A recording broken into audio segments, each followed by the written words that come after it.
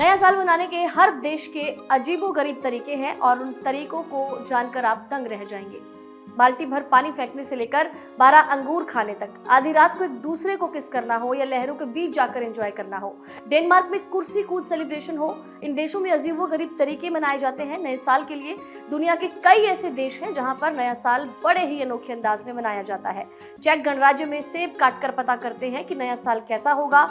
Latin America की बात की जाए तो 12 अंगूर खाकर वो इस सेलिब्रेशन की शुरुआत करते हैं। साल 2026 का आगाज होने वाला है और इसी बहाने आज आपको बताएंगे कि दुनिया का कौन सा देश किस तरह से न्यू ईयर को वेलकम करता है और उनका अंदाज कितना अनोखा है।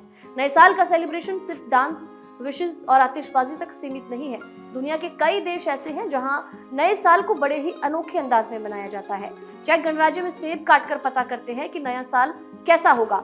लैटिन अमेरिका में 12 अंगूर खाकर इस सेलिब्रेशन की शुरुआत करते हैं। चेक गणराज्य में नया साल मनाने के लिए लोग अनोखी परंपरा निभाते हैं, फल को काटते हैं। न्यू ईयर मनाने का वहां पर ऐसा रिवाज है, जैसे जैसे नया साल नजदीक आता है लोग सेब को 2 हिस्सों में काटते हैं ताकि ये अनुमान लगाया जाए कि आने वाला साल कैसा होगा। अगर सेब के बीच तारे का आकार हो तो आपका आने वाला साल लकी होगा, पॉजिटिव होगा। अगर सेब के बीच क्रॉस का आकार है तो आपके लिए 12 महीने मुश्किल भरे हो सकते हैं।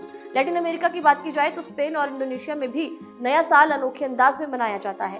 नया साल अच्छा निकले इसलिए वहाँ लोग आधी रात को पहले अंगूर खाते हैं। यहाँ का रिवाज है कि रात को 12 बजे से पहले हर कोई 12 अंगूर खाएगा। इसके पीछे मान्यता ये है कि इससे आने वाला पूरा साल लकी साबित होगा।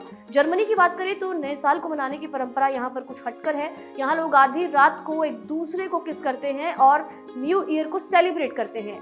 ये परंपरा यहाँ पर 4वीं सदी से चली आ रही है। डेनमार्क की बात की जाए तो जैसे ही घड़ी आधी रात को बजती है लोग कुर्सी से छलांग लगाकर एंजॉय करते हैं। यहाँ के लोगों का मानना है कि साल के आखिरी पलों में जितना उछल कूद करेंगे उतना पूरे साल नेगेटिव एनर्जी से दूर रहेंगे, पॉजिटिव एनर्जी भरे एटमॉस्फेयर में रहेंगे। स्कॉटलैंड की बात की जाए तो नए साल को मनाने की प्रथा यहाँ पर काफी पुरानी है। 8वीं सदी में यहाँ पर क्रिसमस पर बैन लगा दिया गया और होगमैन यानी साल का आखिरी दिन मनाने की परंपरा यहाँ पर शुरू की गई।